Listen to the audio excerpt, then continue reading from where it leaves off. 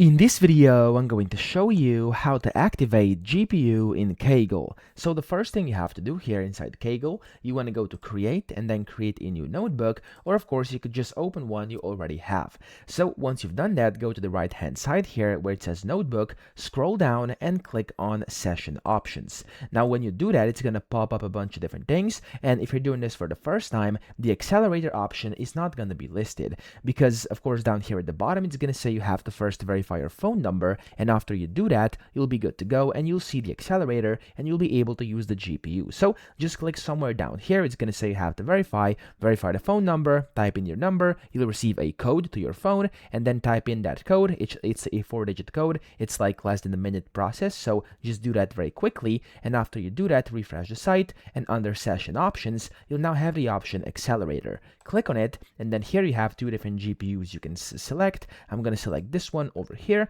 It's going to give you kind of a heads up here, and you can just click on turn on GPU, and when you do this here, there we go, you've successfully activated GPU in Kaggle. So that's how you achieve it. I hope this video helped you out. If it did, please subscribe to the channel and help me out as well.